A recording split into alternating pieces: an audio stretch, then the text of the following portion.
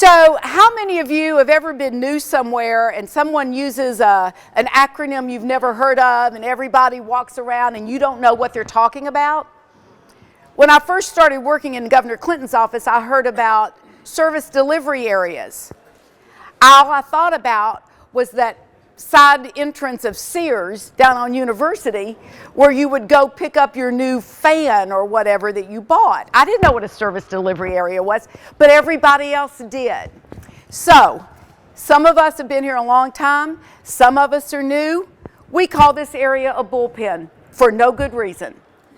It used to have a stanchion, a bar, metal bars around it. It's a nice term for holding area. So groups would come in and we'd say, well, just go over there into the bullpen. And so they'd come over here, all 110 kids, or all of the Docent Tour folks, and we'd make them stand here until they went to the desk, the leader went to the desk, and got their tickets and their stickers. So we call this the bullpen, but there's no obvious bullpen. So I want y'all to know that. And I just want to make sure everybody knows what NARA is. We talk about NARA like everybody knows. NARA is the National Archives Records Administration. And that's a mouthful. So we hear NARA. We know what it is. The people you're guiding through the library, they may not know what NARA is. I will guarantee if you said NARA to my son, he's a well-educated attorney, but he doesn't know what that is. So remember that we have a language that we use that not everybody understands. So when you say to them, well, just go on in and stop in the bullpen, nobody's going to know what you're talking about. So just remember that. Do what? It leads. Oh. L-E-A-D. Yeah. Oh. Are you talking about lead certification? Okay, that's okay. I was saying like hit them. Who am I supposed to hit? I'm happy. Okay. Yes. Lead. Does anybody know what LEAD stands for? Design. Yes. LEAD certification. Younger people will know what it is. Older people will not. I'll tell you what happened once. When we had the theater, when the library was closed for the shutdown, remember we had a Martin Luther King exhibit in the temporary gallery down here that we could take people into. Well, a state representative brought a group of men from Tanzania into the closed library. We showed them remember we had the monitor set up here, we showed them the limousine, I took them into the garden view, I told them that this is a March on Washington. They didn't seem to understand because they didn't know about marching. They thought I was talking about the month of March. And when you talk to somebody for 5 minutes and realize they don't understand what you're saying, just because you have a different definition in your mind than they do, then you feel ridiculous, and it's, I felt somewhat disrespectful because I didn't think about that. So just think about it. LEED, when we say LEED certified, that means the building is sustainable. That means it's a green building. That means that theoretically we don't take more out of the environment than we give back. And a lot of it you may not understand, but it's on here. We've given you bullet points, so it's easy to go through and say, we're LEED certified. We are a platinum for existing building, LEED certified. That's as high as you can go. And what that means is that we use 34% less energy than comparable buildings.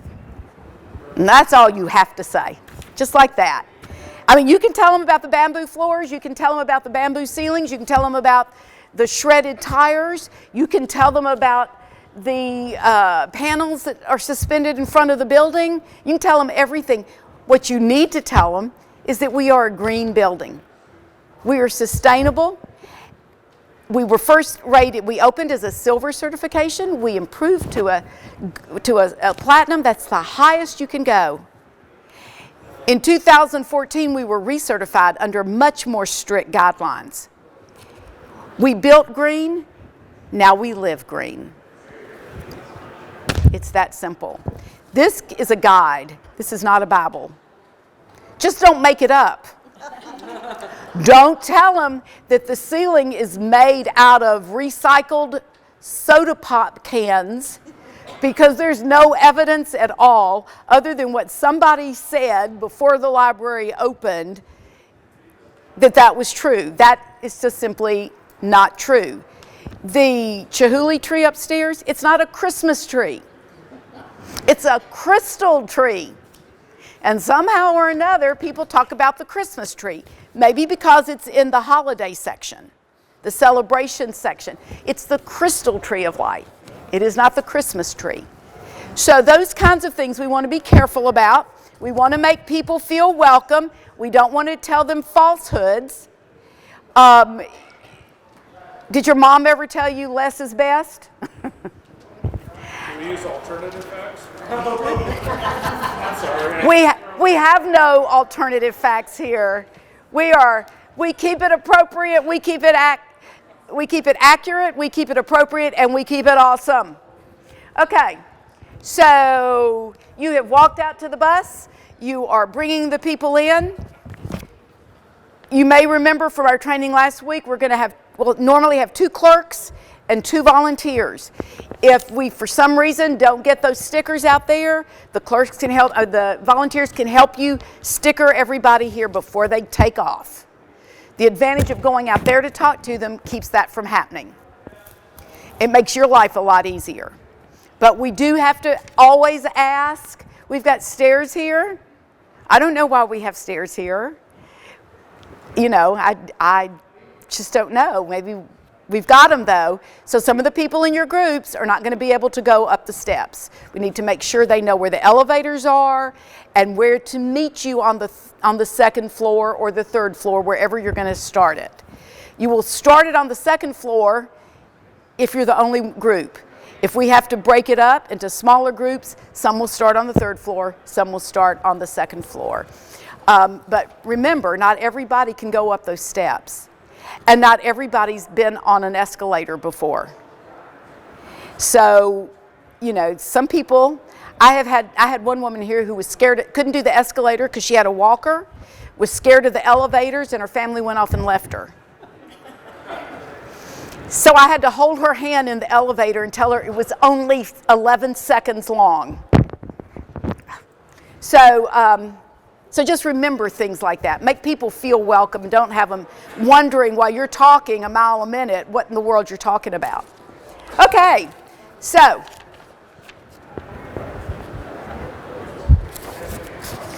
what's the most fun fact you know about this building? Anybody? Fun fact. What's the most fun fact? Who's back at the Horace?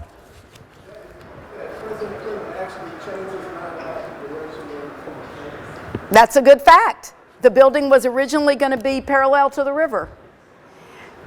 I think the most fun fact is this limousine that Franklin Delano Roosevelt went from the White House to the Capitol in an armored car that belonged to Al Capone. I like that too. I also like Alice is in the back of the group. Okay. Her legs are perfect. Okay, that's fine. So if you want to talk to somebody down here, the kids, you're starting with the kids down here, they're not going to know who Al Capone is. They don't know, but they know who a gangster is. A big, tough gangster who had an armored car, and the Secret Service confiscated it, took it. But do you know that our president at the beginning of World War II got to ride in an armored car that belonged to a gangster? Oh, it's true. So think of the fun facts. Think of what you want to accomplish before you ever welcome the group. What do you want them to know? If they're kids, you want them to know that Bill Clinton was the 42nd president of the United States, that he was actually born in Arkansas. And he's still living. yes. Okay? You want them to know what a presidential library is. You want them to understand the design of the Presidential Library. You want them to be able to compare that bridge out there with the way this bridge is made. Because let me tell you, not only is this a bridge to the 21st century, you are the bridges. And I remind people that Bill Clinton was president on January 31st, or December 31st, 1999, and he was president of the United States on January 1st, 2000. He bridged a millennium. He bridged a century. We're just trying to bridge what 14 or 20 people are looking at us to do. We are bridges as well, and our job is to know what we want them to know when they leave, and to tell them in such a way that they feel inspired, whether they're this big or this big, whether they are 6 years old or 96 years old. We want them to feel inspired. When it's over, we want them to go outside and Harry can say to Myrtle, "That was great." The kids can go like, "I learned something." So when they go home at night and their moms say, "What'd you do today?" they actually can know what to tell them. We went to the Clinton Presidential Library. Well, what's there? No books, but they have a cool car that a gangster used to drive in. They don't have to know the truth. You just tell it. I mean, because when they're little kids, it doesn't matter really. Don't put that in. It matters, but they're getting social skills out of it. I can't tell you how many times we have little kids in here and people go like, "I don't know why they're here." They're here because one year there was not an elementary school student at Union Elementary School in Texarkana, Texas, on the Mat 6 test that knew what an escalator was. And the teacher brought them here so they could go on an escalator. When they left here, she felt like they were going to test better on their tests. The kids weren't scared. They learned how to do something they'd never done before. And it may make us a nervous wreck to watch 4-year-olds going up and down the escalators, but for them it's a skill. It is a learning skill. They are in a public place. They are learning how to behave. They may not remember about a limousine or the president, but they had a good time. And they will want to come back the next time. And they'll say, "How many of you have been here before?" And they'll all raise their hand because it was something good that they wanted to remember. That's what we do. Any of you have a problem with the stairs? If so, the elevators are right over there. You can just join us upstairs by the top of the escalator. Okay? Okay, this is an important point. If you've got a group of kids or adults, make sure they don't block the escalator. Because you know how many kids I've had to grab to keep from falling off, because when the escalator's done, it's done. And if there's not room for people to get off, you have a problem. It's especially true if teachers say, "Okay, you go up and wait for me at the top." They don't know they're going to cause a catastrophe. But just think about that. Make sure people move away from the escalators when you want to do a tour. I think President Clinton built this library for a number of reasons. I admit he never sat down with me and talked to me about it. He managed to do this on his own. However, I think he wanted a sustainable building. He wanted it to be LEED certified. He wanted it to set an example for other presidential libraries, which in fact it did and does. He wanted to rehabilitate this area. He wanted to restore a vitality to the city of Little Rock. Certainly, beyond expectations, that has happened. $3.5 billion of construction since it was announced that the library was going to be placed here in 1997. That's amazing. Sometimes people have never been here before, and you're really the first view they get of the city. If you're welcoming, if you are excited about what's happened to this city, and if you've lived here for any length of time, you have to be excited about it. It's wonderful down here, and you can almost always see somebody walking through the park, riding their bicycles on the bridge. You can see the traffic jams. It's wonderful. But this is one of my two favorite places in the library because I was here on election night 1992. How many of you were? Do you remember that night? Yes. It was like the most wonderful night of my life. And I have said that in front of my husband, I've said it in front of my kids and in front of my grandchildren. If you were here on election night 1992, it changed your life. Where better to start a tour in front of Campaign for the Future and look out on President Clinton Avenue.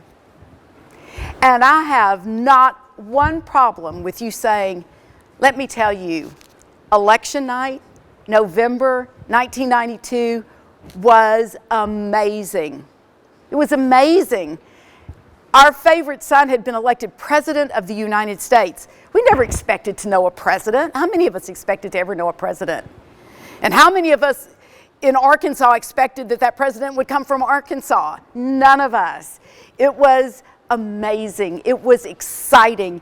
The world was looking at us on that night, and we were there. It has changed this city, and this is the gift.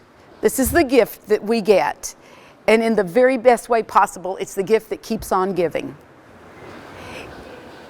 You look down there, it looks so different. But where better to start a tour than here to look at the city that Bill Clinton built? So that's how I start my tours out. I tell people that this is amazing, that it's beautiful. I tell them about the design of the bridge. You can see the support beams, you can see the bridge, you can see how it meshes together. How do y'all like to start off your tours? I sometimes think about how important this is because of education.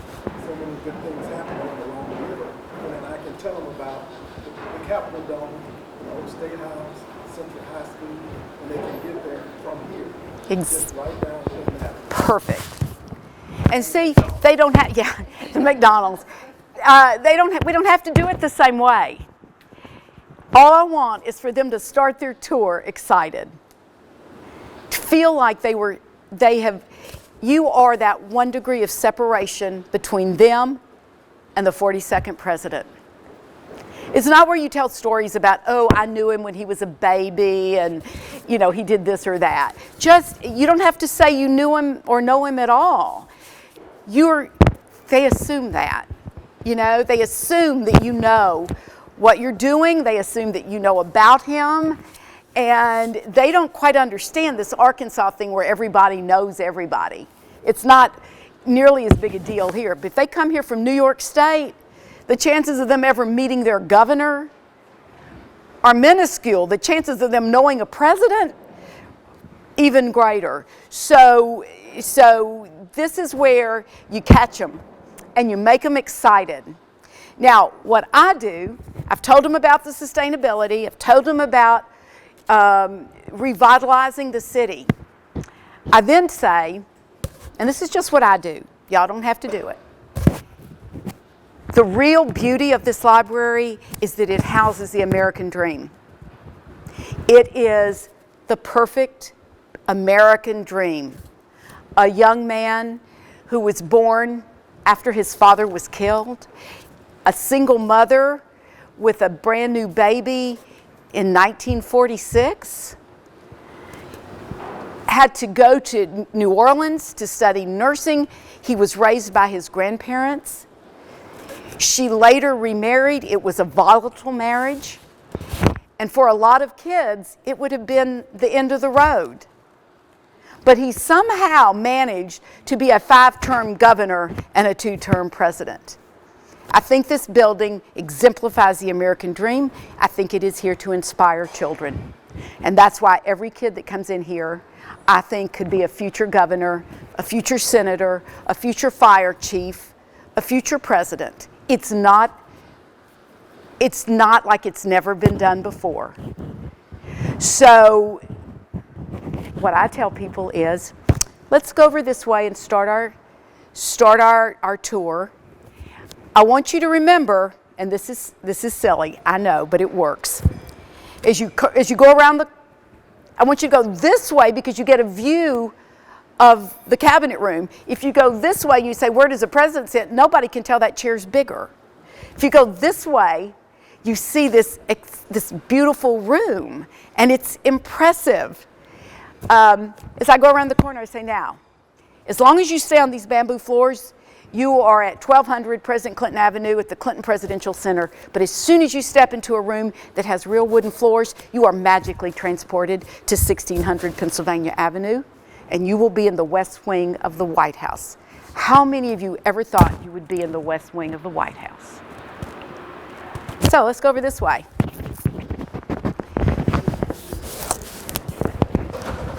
Thank you. Thank you.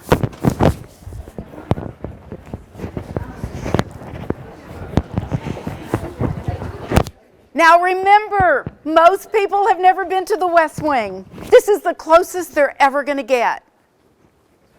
It's the closest I'm going to get now. But I will tell you, last year when I was in the West Wing of the White House, I had been there many times before. I had never seen the cabinet room because the hallway is narrow and there's a wall here and there's two doors. I thought, and the Oval Office is that way. And I thought, well, those are just offices. I don't know what I expected. I guess I expected to just walk upon the cabinet room and see it here. It was behind those two doors. And the drapes were pulled because the Obamas were in the Rose Garden. I didn't get to see them. But I expected something magnificent. It was a room in the West Wing behind two closed doors. I like this one better. It's much more impressive. So when they walk in and see this, they go like, wow, they didn't have this at the Hoover Library. So now you can say, where do you think the president sits? And they'll go there or there. And then somebody will figure out, oh, it's that big chair. And you know what else? They don't even want to cross over. It's like Field of Dreams. You know, it's like, can we walk in here? You can walk in here. You can sit down. You can look at the touch screens. You can imagine what it's like to be the Secretary of State. If something catastrophic happened, the Secretary of State is fifth in line to become president, and it's not even an elected position, but that Secretary of State always sits to the right of the president. And all of a sudden, they're feeling like they're in the White House. I am telling you, that is true. If you're excited about it, they're excited about it.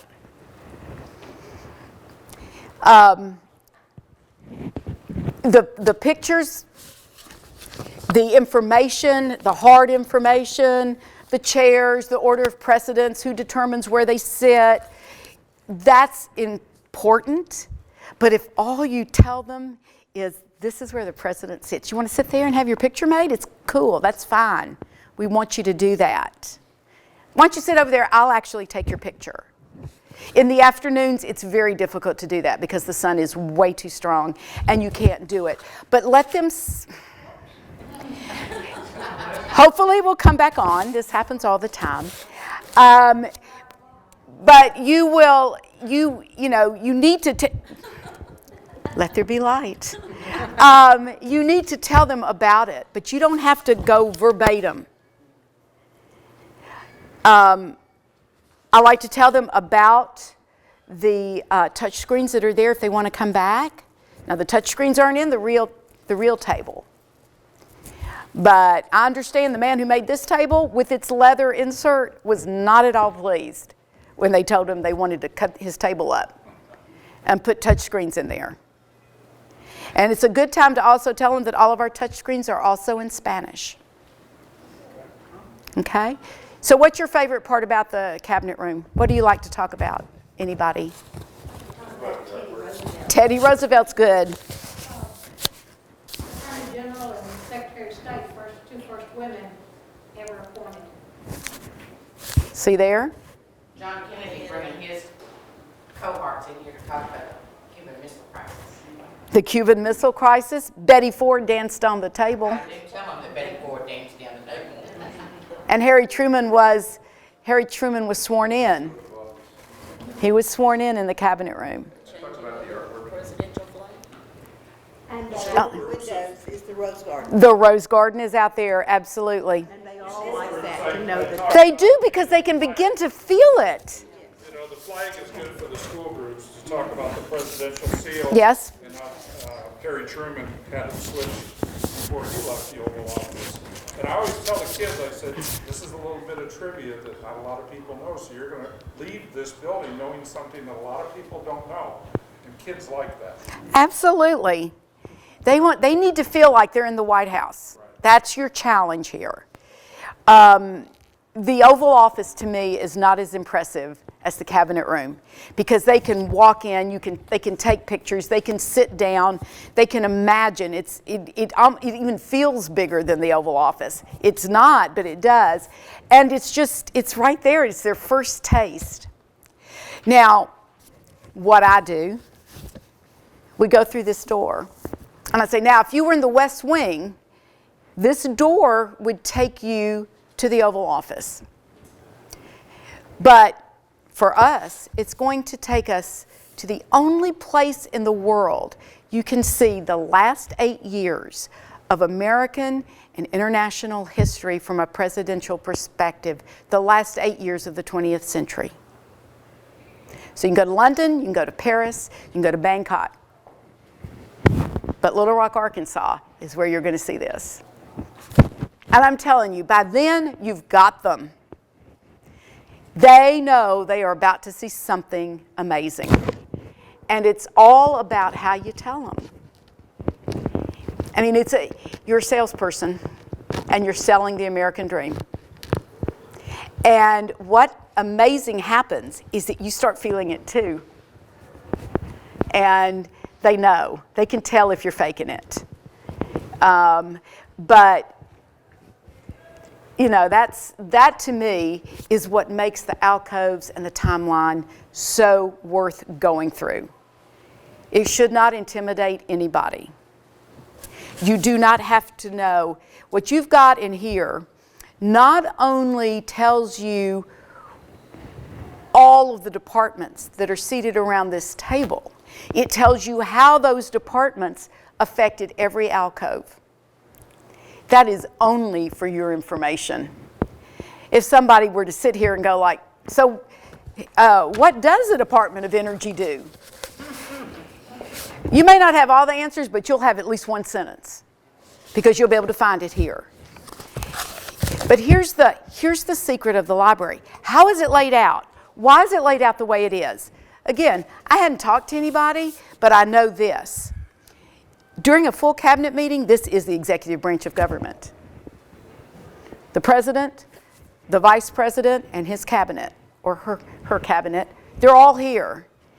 And this is probably, at that point in time, the most powerful room in the world, not the Oval Office. They discuss Kosovo, or the budget, or welfare reform, which are the three that are on the touch screens. And then how they address those issues, how the Department of Defense addresses its challenges, how the Department of Education addresses its challenges, those answers are out there. It's like a giant game board. So when you go to each alcove, you're looking for what actions were taken to address the challenges that face the executive in the White House. Putting people first. What was the problem there? Children weren't insured. Women who had babies and got pregnant, had babies, lost their jobs. That meant they lost their insurance. Go over there. You learn about the Family Medical Leave Act. You learn about the effort to reform our insurance, healthcare situation, which didn't work, but we did get children's health insurance programs, CHIPS. So when you go into any alcove, what is printed on one of the panels in that alcove is, here's the challenge. Everything around this alcove were the actions they took, and then the results that were made. And looking back 20, 25 years, some of the things we did maybe weren't the best. I mean, everybody wanted a house. President Clinton talks in Restoring the Economy about everybody who wanted to have a house could have a house. That was fine until 2008. You know, it's something we can see years out. We can see the historic relevance of this building and of the work that he did and why we have presidential libraries. But it's one of the secret passages that you figure out. That's how this is all laid out. The timeline, what went on in the world, what went on in the United States, what happened in the economy in particular, ideas matter, right outside the door. So let's go, and y'all just pitch in whenever you have something you want to say. Tell George goodbye. By the way, this is by Charles Wilson Peele. The way you remember that is from the movie Charlie Wilson's War. This is Charlie Wilson Peele. And this is the Battle of Dorchester Heights. In the original painting, you can see the city of Boston back here. So one of the kids told me this. I said, do you know who this is? Yes, that's Napoleon. I was like, no, but you're close. I was impressed that they knew Napoleon. I mean, you know, forget that it's George Washington, but it's Commander-in-Chief George Washington. That's what the blue sash indicates. And my understanding is that he didn't know it was going to be a formal painting, so there's no wig. Also, and the full portraits that are in here are the same ones that are on Mount Rushmore. Well, you're right about that, aren't you? You're missing here Lincoln and Jefferson. Missing Wall. Yeah, you're missing the wall. Jefferson and Lincoln are on there. Now, whether that, I mean, that can change by president. But for the Clinton White House, that's the way it was. Okay, so let's go through the portal. If you're really lucky, one day you walk through and it says building a bridge to the 21st century. Most of the time that doesn't happen. But, so people look at this and they go, oh my gosh. And you'll read reviews on TripAdvisor, and it's like there was so much information we didn't know where to start, what to do. Wish we had been able to take the tour. So if you're on a tour, you can point out the yellow stripes. This is the way the country looked in 1993, and that's the way the country looked when President Clinton left office. And this is the way the world looked. And if they're kids, show them the internet piece. Because now I don't think we can even begin to imagine what is out there. It's a good time to tell them about the boxes. And you know a cool story about the boxes. When we first opened, there was no, you remember, there was no acrylic there. It's because somebody got one of those metal beams, bars off, and was caught putting, it was on a Sunday, I think. Yeah, on a Sunday. And I can imagine Joy Galbraith going up and hitting them with her cane. But they were stuffing papers in their pocket. Somehow the 120 cameras never picked that one up. The next day, if you think government doesn't work quickly, next day, they inserted all those acrylic panels, but they're not at the top because they figured nobody was going to be able to do that. And they were putting them on the tables out. They were putting it on the table out here and inviting people to come and read it. Yeah, well, so much for crazy people. So those panels are there, the acrylic panels are there to protect it. So when people go, are those real? You know, yeah, they are. And the reason they don't go all the way up is because they figured, hopefully, if they had brought in a ladder and tried to get in there, somebody in security would see that. So, so that's something that people, you know, they don't know what it is, but when you have to tell them because there's no sign here. The sign's way up there. So, who here likes to take tour groups through the alcoves? What do you like best, Dana? My favorite is Sex. Okay. The easiest, most direct way is to start this way. That's my favorite, the balanced budget. The balanced budget. And I will tell you what Skip Rutherford told me. And he was here for every day they were building this library. That ticker tape, the yellow ticker tape, was running in October of 1998. Theoretically, when we went from a budget deficit to a budget surplus. Now remember, we're not talking about the debt. Don't tell people we're talking about the debt. The debt is way, way out there. We're talking about the balanced budget and the budget surplus. He said he would focus like a laser, and so that's what you see. Now, you can have a tour that'll last 3 hours if you spend a lot of time at each alcove. You don't really want to do that. But you do want people to know what's what. Because for whatever reason, they can't look through one side and see what's on the other side. Because we have this timeline here that prohibits that. So to me, the flow works better. You don't have to do it this way. The flow works better if you go that way. And as you walk through, how many of you lose people here?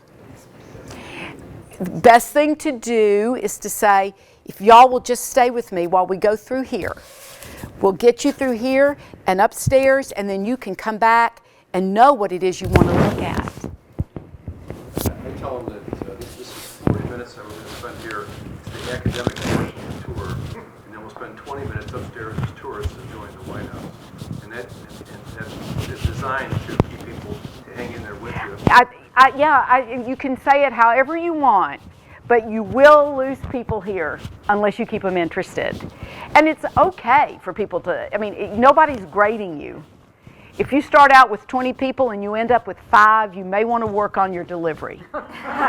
but oftentimes, and I find this with VIP tours, if I'm taking 1 or 2 people through, the next thing I know, I've got 5 people listening to what I'm saying. That is more likely what will happen to you. You will pick people up as you go, if you're interesting, because people in here want to know what they're looking at. So let's walk through here. If anybody has something super special you want to say. About the story about Peter Max, and I tell them why we have this artwork, and it's about the building, because a lot of people are fascinated about the pictures as well. The pictures are really interesting. It would be really nice if they had some verbiage with them. Yes, but don't forget, everything that's on the other side of this panel is on here. Every year is on here. And there's one thing on here that's not over there. On State of the Union. And not only is the State of the Union over here, but every year of the State of the Union and the main subject title. So if you're an educator, you can look at 1997, hit State of the Union, hit education, and it's there. Sure, it's quiet here right now. Yeah. I was in here once when it all came on at one time, and it's like, ugh. It'd be a perfect time for a tour. It would be. It would be. It stops because this is when his term expired. I'd like to point out that the hand in front of Chelsea is not Chelsea's hand. Oh. And then I ask, whose hand is it? And everybody usually will guess it is the president's hand. It could be. Probably so. Well, I've seen it blow up with a photo. Oh. Well, like I said, everybody can do it how you want. Of course, we have the glass pieces here, and as we talked last week, this is the silver teapot. I have more information on the silver teapot. There's a Grammy Award here that a lot of people have never seen, but they, especially kids, they all know what the Grammy Awards are. It was from, does anybody know what the Grammy Award is for? Reading. It takes a village, right. And that pantsuit is Oscar. The pantsuit's Oscar de la Renta? Oh, the dress. The dress is, but the pantsuit may well be too. Yeah, I think the pantsuit. Okay. I believe it was. Okay. Good for you, yes. I asked her secretary if she knew about the teapot. She said yes, she had one. Who Millie, oh, Millie Alston. You can pick up some pretty cool stories along the way There are a lot of people who come in here. I think last week, who had somebody that was Secret Service, retired Secret Service? It was either Thursday or Friday, maybe. And they were talking. Monday? Yeah. Okay. Head of Bush's Secret Service in Dallas. And see, so they just come through. They don't tell you unless you ask. But I remember the day the retired agent who drove the limousine came here. You remember? And you saw what he did. He jumped over it or went underneath the thing and put his hand on the limousine to have his picture made. And I was thinking that every alarm in the building was going to go off. It didn't. Nobody cared. I had a guy that flew the Air Force. Air Force One? Flew the plane that took the cars from one place to Wow. and then there was a guy that was here that was at Central High. He was on with the Air Force. Well, you know, one day I was walking through and saw Julian Bond with his wife, and I didn't say anything to him, but yes, he was just here walking through, and I figured if he didn't tell us he was coming, he didn't want us to know he was here. About 2 years later, he spoke at the Clinton School, and I said something to him. I saw you, and he goes, "That was really nice of you not to bother me." And some of the things when you I bring a lot of the young children. Uh-huh. Nelson Mandela. Absolutely.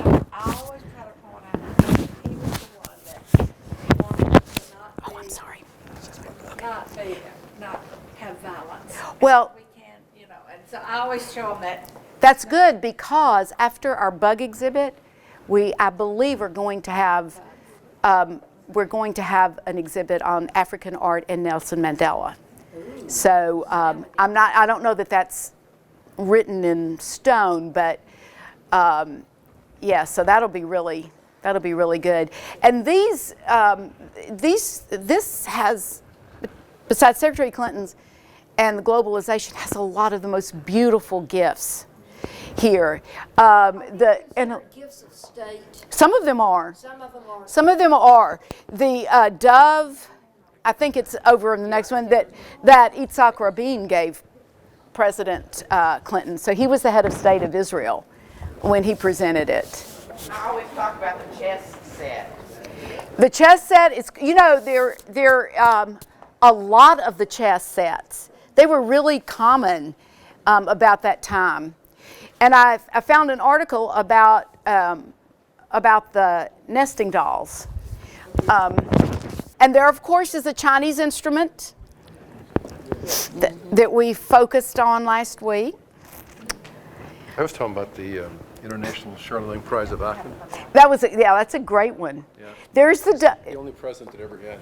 Well, there's the dove that Yitzhak Rabin gave to President Clinton.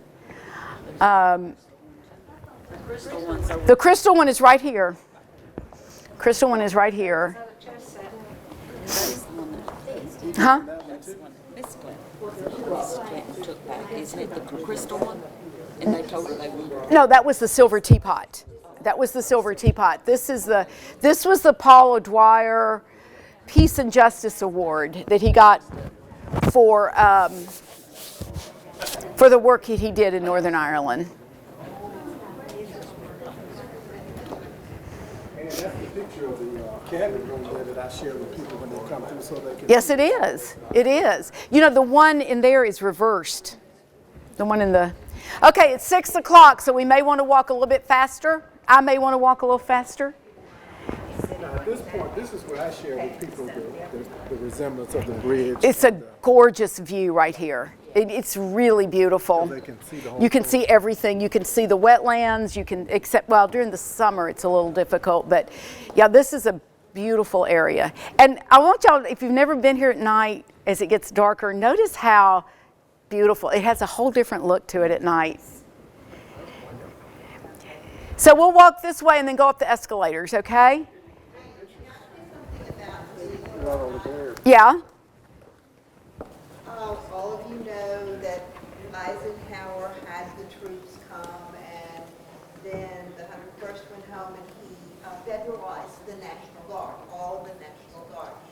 And then it was every day certain members that were assigned came to the school. My father was the captain of all of those troops. Wow. He had his own office in Central. I met all of the little alumni. I mean, it changed my life, totally and completely. And so, but the interesting thing is what we would do at night to keep him from just going like this was we would play rook, because that would take his mind off of it when we play rook. But he was there for a year. That whole Wow. week he was there. And it's just an interesting thing. That It's got to be Jenny. And this is coming in September, the 60th anniversary of the crisis at Central High School. So there will be many things going on, probably in the summer, maybe, I mean, all year really. But the pieces, the things that will get the most attention will of course go on as we get closer.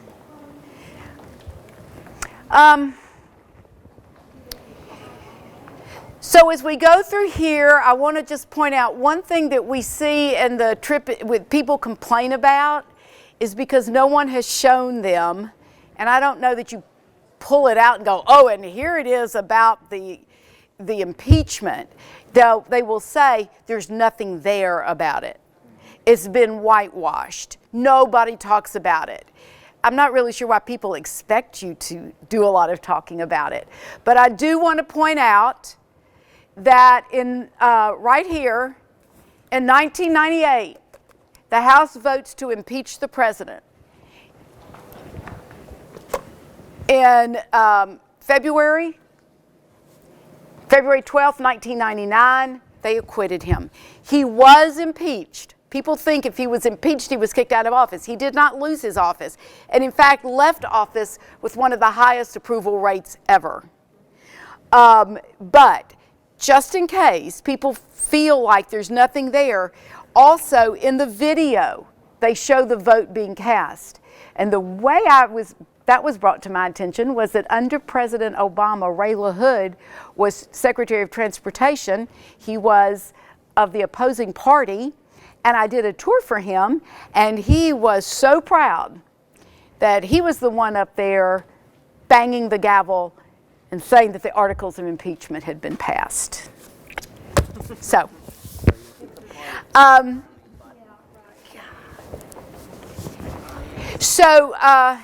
of course you know the books, you know all about the books.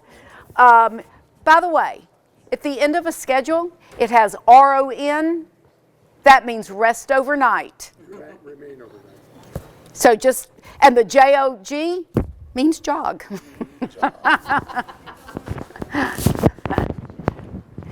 And just in case they haven't gotten enough of the impeachment, it is important if someone asks. I do not spend a lot of time at any of these, but I do point out, because this is a National Archives affiliated library, that you don't get to pick and choose everything. The bad parts have to be here too. And in the print, under the impeachment battle, you see two things of note. One is the name of the woman this was all about, and one is a copy of the notes from Senator Dale Bumpers, the defense that he gave of President Clinton. It's considered one of the finest oratories ever presented on the floor of the Senate. And so it's almost the best of times and the worst of times. What you see over here is,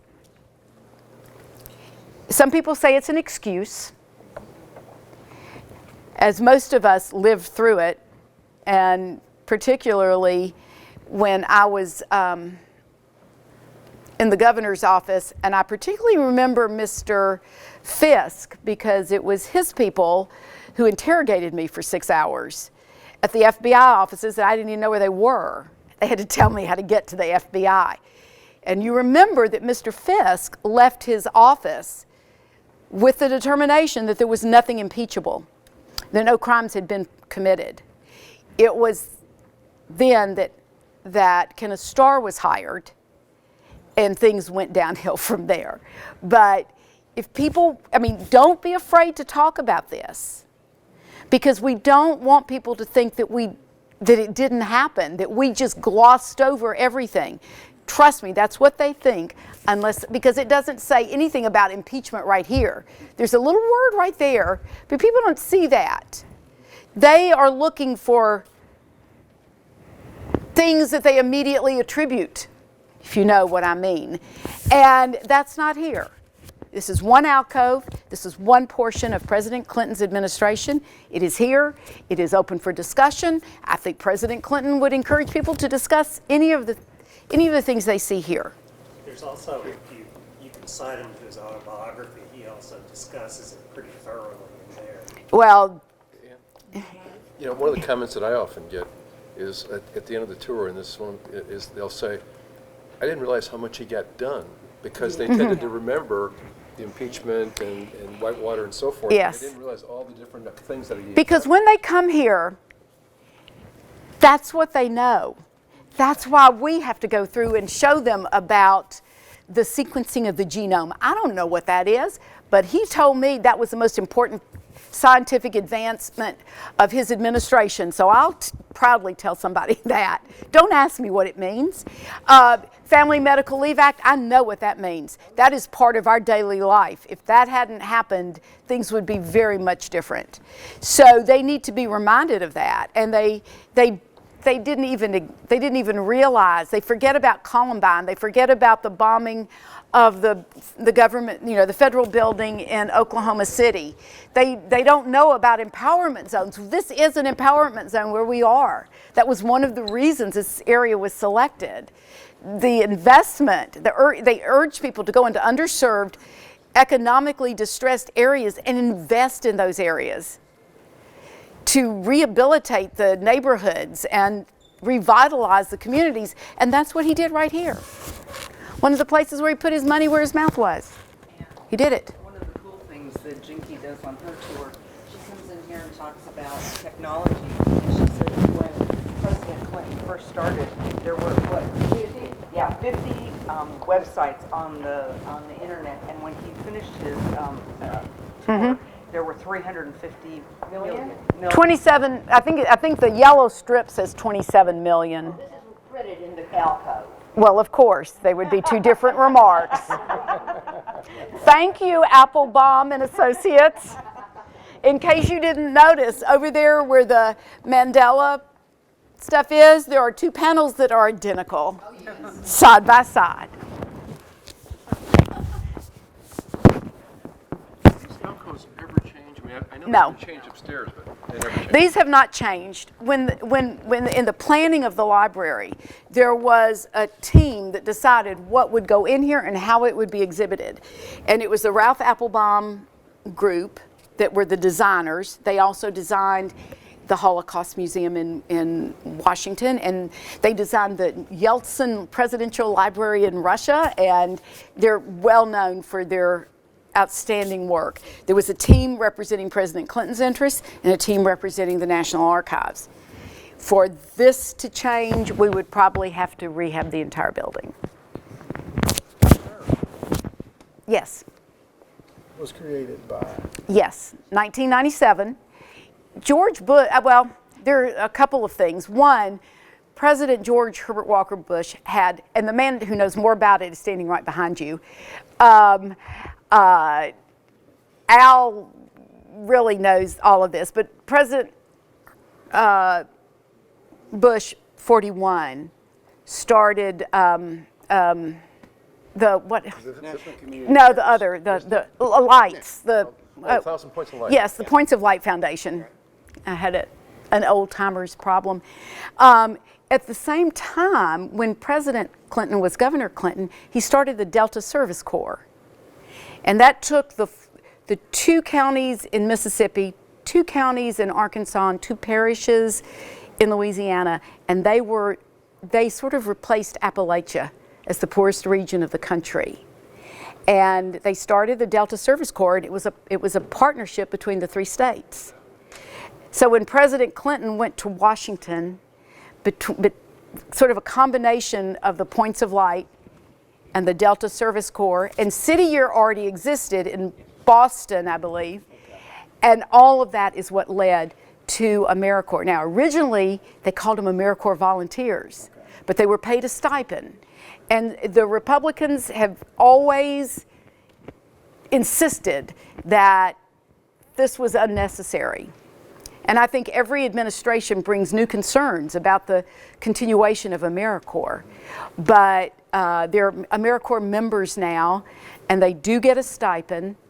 But that was one of his first acts. I did go to Washington for some of the rules and regs meetings where I met the amazing Eli Siegel, who was the first chairman of the Corporation of National Service. But if you have any real questions, the hard, tough questions, you ask Al Schneider. But then I'll look up an answer for you. He knows it all. Well, the reason I ask that is because when we go into city, that was started by this. Yes, City Year was one of the originals. That is the true fact. I was telling people that. Yes. Because when I get to this case, I try to make sure that they know how important that is to them. And that when we have our gathering every year, that he meets with them and he meets with everybody else. He does. On the campus. And anytime anyone who is an AmeriCorps member comes into the library, they are admitted free. And these pictures are pictures of the library being Yes, built, right? yes.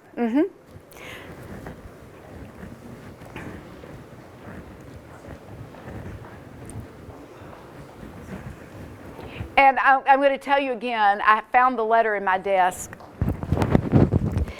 why the alcoves are important. I was walking through one day, and there was a woman standing here crying. And I thought she was, well, I mean, I could tell she was crying. And I thought she was sick, and I went up to her. I was just walking through, and I said, "Is there something I can get for you?" And she said, no, I just didn't know that President Clinton was responsible for the Family Medical Leave Act. She was first runner-up for Teacher of the Year in Alabama that year. She lived in Mobile. Her husband was self-employed with no insurance. Her insurance was her teacher's insurance. Her husband got out of bed one day and broke his back. They went to the doctor, and the doctor said, "You have a rare form, a very aggressive form of multiple myeloma." There are 3 places in the United States where you can go. You can go to Emory, you can go to Denver, or you can go to Little Rock, and I suggest Little Rock. There is a 6-month commitment. You come to Little Rock for 6 months. The cost at that point was $47,000 for the initial examination to see if you could even be part of the treatment here. Because of the Family Medical Leave Act, she could take a leave of absence from her teaching job and not lose their insurance. And she was standing here crying because she said, "My husband would be dead without that act." So I sat down, I almost cried right along with her. About, I don't even remember how long after that, I got a letter from her with a picture of her family and one of the seeds of hope that they give at UAMS when you have finished your cancer treatment. And she kept one for herself, and she shared the other one with me, that I will tell you I gave to one of our volunteers who is currently fighting cancer. But that is how people's lives were changed. One life at a time. She didn't realize what it was. She was here one day while her husband was receiving his treatment, and she stopped there and saw it. And she, I have never asked if he made it. His chances were probably not that good. But when they come here, in the movie Field of Dreams, if you build it, they will come. People are coming here for that, coming here to remember the time their uncle met Bill Clinton, the time they saw him at a rally. And upstairs, when we go upstairs, I'll show you a picture that really has an interesting story. We go down here. If anybody on your tour has a fear of heights, this is where they notice it. If you want to make them a little nervous, remind them that from here down there, there's just one beam holding you up.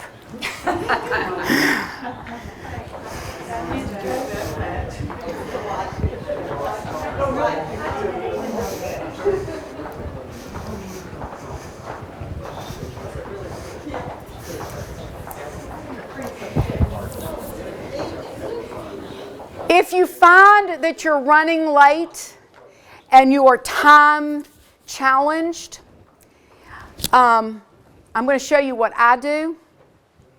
You can do it or not. I go down this way and I point out what's over there. Or we'll go over this way because we do have a new quilt that you might want to see.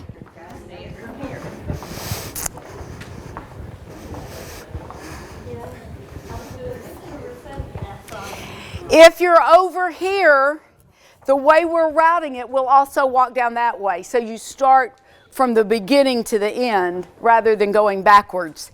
You never know if it's going to be dusted or if it's going to be polished. So if you're in a hurry, I will take them over there because everybody loves a baby picture and just say, over here you can see this. Of course, they love to see the gifts. There's not a thing wrong with bringing them over here, but sometimes I lament that beautiful menorah that was there is gone.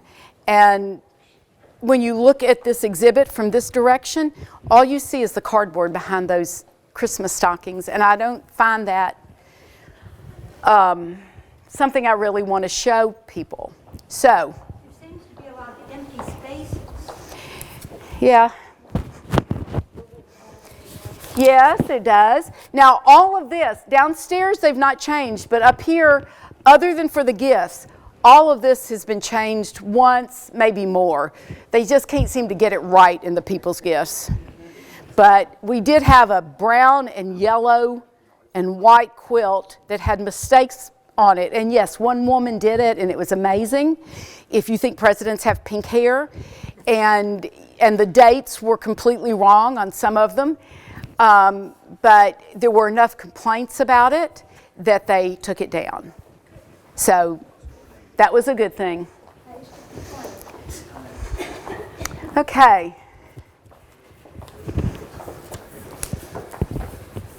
And just in case you hadn't seen it, this is the mosaic. I had a volunteer come up today to see it. She didn't realize it was a mosaic.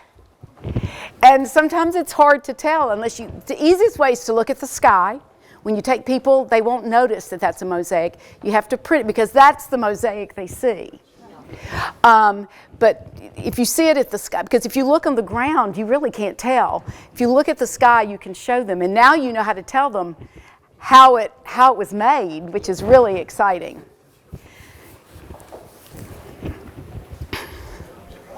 Well, there's a pen down there. That's nice.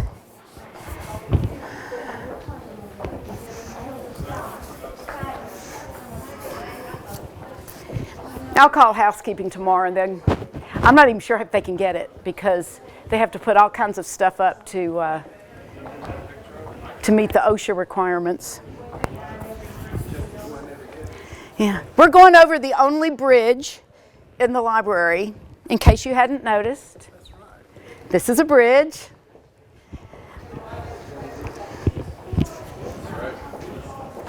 And we're going to walk real quick past the early years.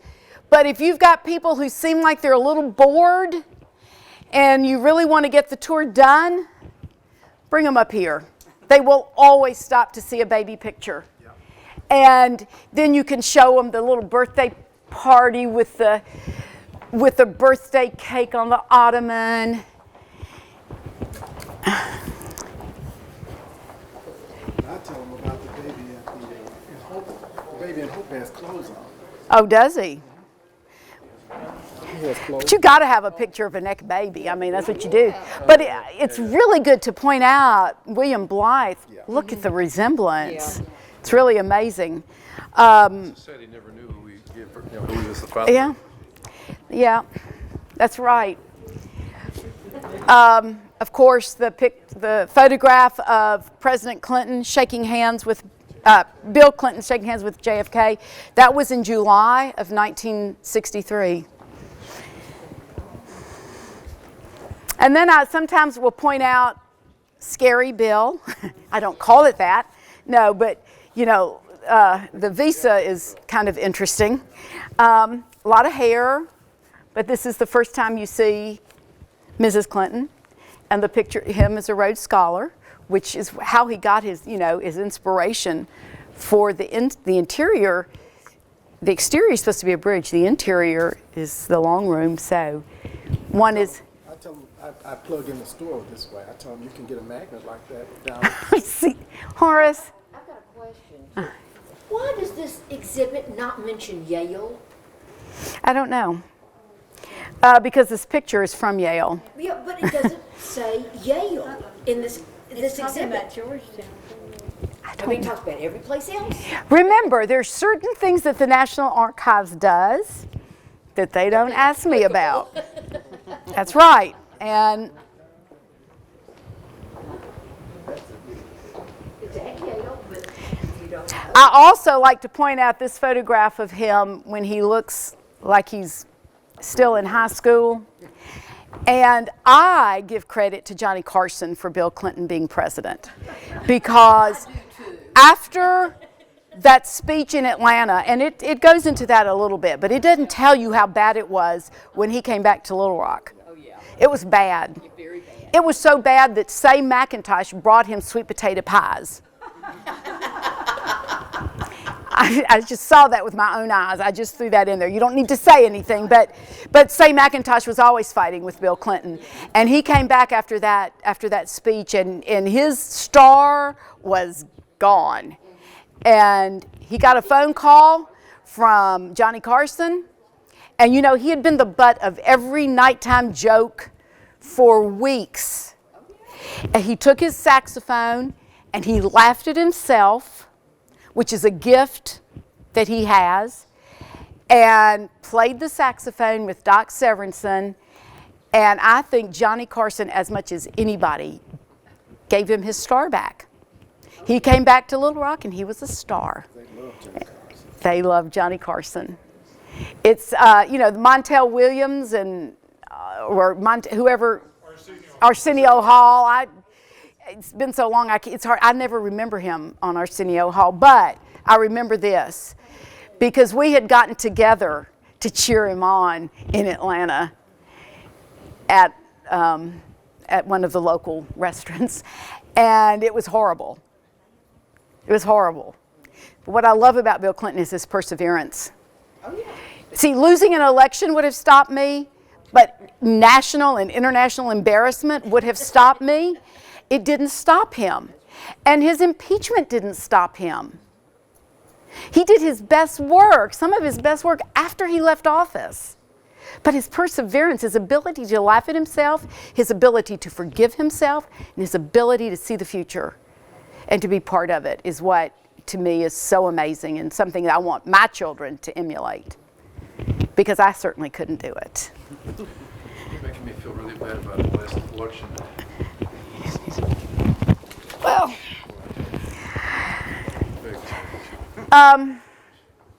so let's go down here. I want to talk to you about the work continues, and then we can call it a day. You know what the lights out in the parking lot are called? Out here in the park? They're called candlesticks.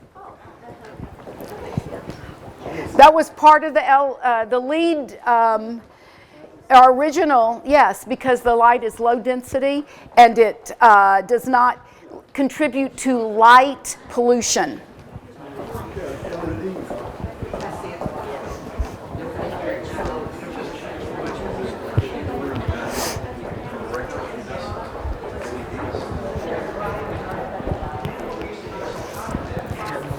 All right, we're not, as you can tell, we're not really doing a lot of talking about what you say at each exhibit, because that will come with, if you are not a volunteer, not a docent yet, and you're going to be, that will come in your training.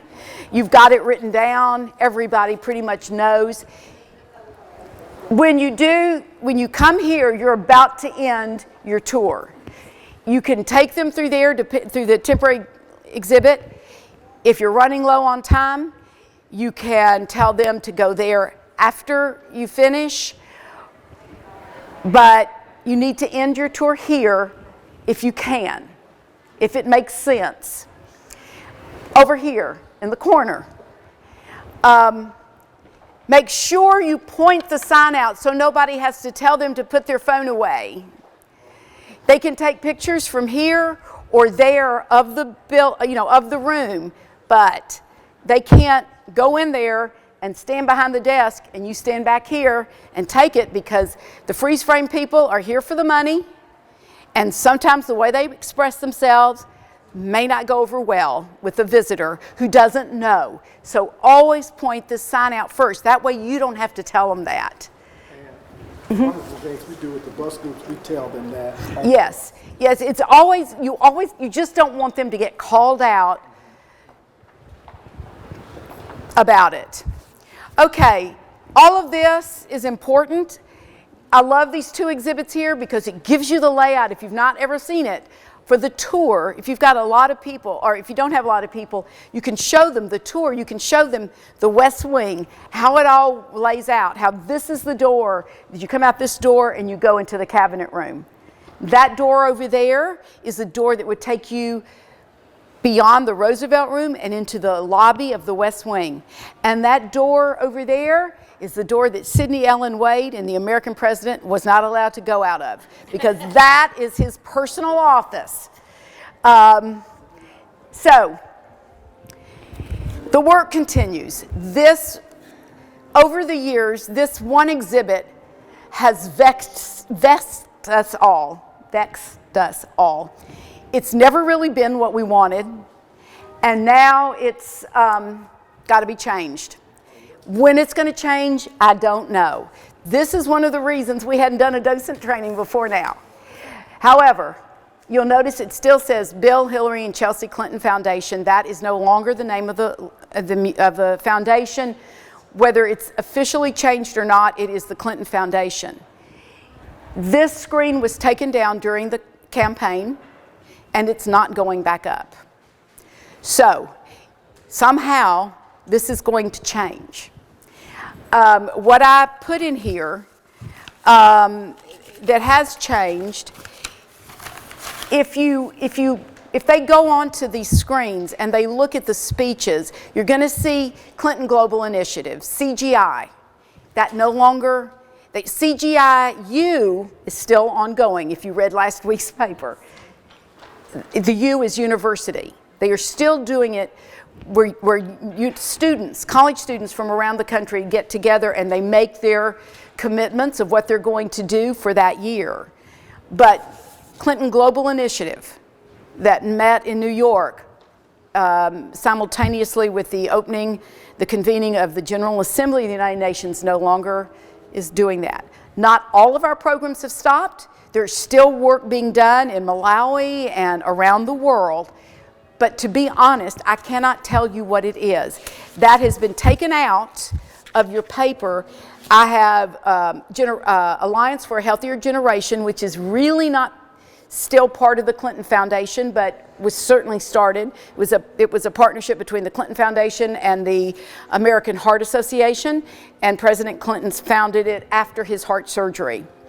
The Healthcare Matters, our Health Matters Initiative, Clinton Health Matters Initiative, CHMI, continues still. And there is a big effort of that going on here in Arkansas.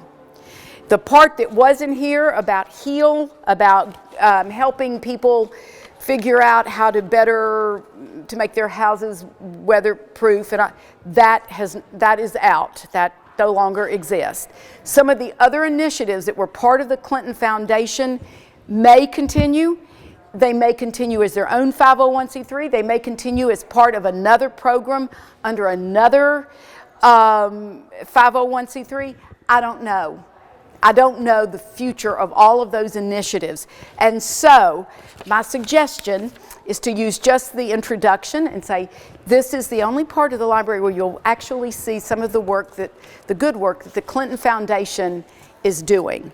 And I've given you some examples that are, the health CHI, the Clinton Health Initiative that started out, the very first one, the HIV/AIDS, is still ongoing. It is in Boston.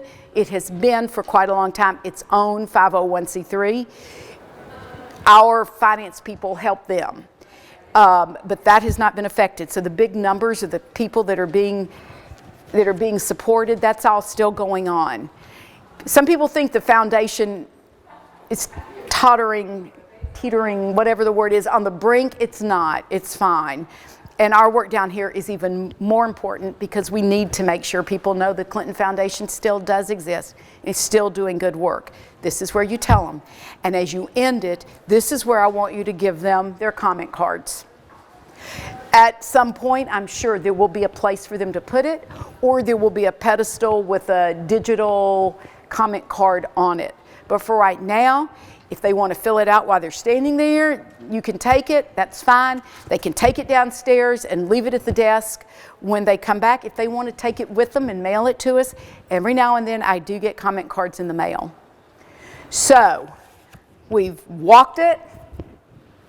What do you think? How do you feel about it? All the new people who have not been I was going to say, this is also the place where I show them how to find the Anne Frank tree. Very good, very good. Because if you stand in that corner, the banner's not blocking it, and you can actually... Well, and it's hard. People walk past that all the time and don't even see it. Exactly. So very good point. As far as the foundation in the library, how dependent is the library in our... The library is, I mean, every presidential library is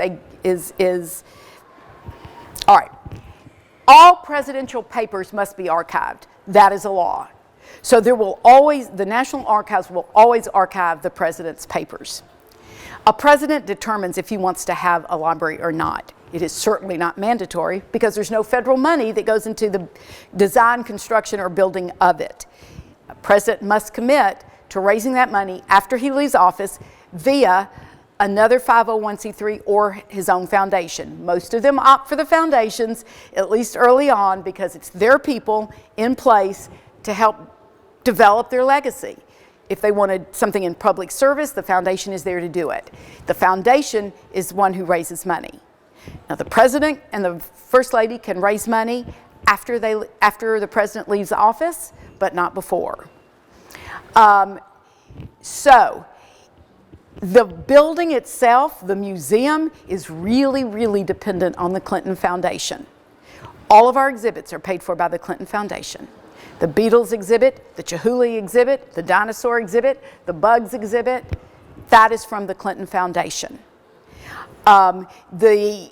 It's a really, what I try to tell people is not who does what, but what a great hodgepodge it is, because not only do we have the federal government and the Clinton Foundation, which is a nonprofit 501c3 organization, we have the state of Arkansas with the Clinton School of Public Service. We have the city of Little Rock with our 30 acres of land. And we have everything thrown together for a $10.5 million rehab of the Clinton Presidential Park Bridge. Part of that was stimulus money from the financial crisis. Part of it was economic development money. Part of it was county money. Part of it was city. Part of it was foundation. Part of it was private. Everybody has to work well together here. And really, no one partner is more important than the others. But I will tell you, the Clinton Foundation owns this building. And the foundation assumes the responsibility of keeping it going and doing what President Clinton wants us to do. So we are not threatened by the changes as far as the library. We're not secure as far as our future. President Clinton was very strong in saying that the Clinton Presidential Center remain strong and continue. And that is his commitment. And if he needs to raise money for that to happen, he will do that. This is here. And that's one reason they're going to be looking even more carefully at what we're doing, because he's put so much hope for his legacy in us. Every time that we talk to another visitor, whether we're doing a tour or not, we are speaking for him, and we better not forget that. We cannot say something bad about another president, because remember, every one of you has a big tag on your uniform that has your name. And the day you see your name in the newspaper is the day you never want to read a newspaper again. Or somebody sends in a note or says, you know, that this person was disrespectful, or however they do it. And I know, I got a whole big write-up in the Los Angeles Times that wasn't supposed to be there. He was supposed to be doing an article about Secretary Clinton, and that article became a full page 2 in the Los Angeles Times on me. So you have to be really, really careful what you say. Fortunately, at least we knew he was there. I knew he was in my group. That's why I did the tour, so that no volunteer would get caught in his crosshairs, which he managed to give us. It's really, really important that you do your best. It's important to stay impassioned. If I can stay impassioned for 13 years, so can you. And remember, you're speaking for the president. Like I've always said, even at the front door, you may not be his age, you may not be his sex, you may not be as good looking, but you look like Bill Clinton to every single person who walks in. And if you are talking on the phone, if you're talking to somebody else, if you're not paying attention when they come up the escalator, if you wander off during a tour and you don't keep their interest, you are reflecting a President Clinton who doesn't care if those people were here, doesn't care if they're having a good time. We have this awesome responsibility that only we have. Nobody else in the country has this responsibility. It's just us. I think about that all the time. Every day I drive into this building, I think about it. There are 14 people who do what I do. And as Fred was saying, for those of you who've been to other presidential libraries, there are not many of you around. You are in a very, very tiny minority of a person who officially gets to speak for a former president. That is awesome in every sense of the word. And that awesomeness has to translate to everybody who walks in this building. And y'all do a really, really good job of it. I want you to be happier with it. For the new people, I will get you assigned to a volunteer, whether it's John or Jinky or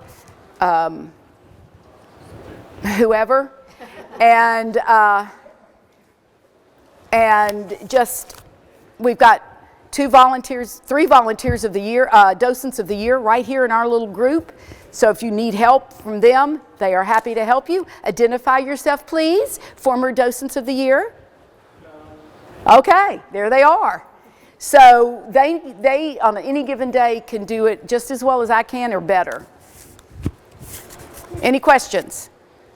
It's 6:35. I went over, and y'all stayed with me for the most part. Thank you. You did a great job. Thank you, Jerry. Good to see you.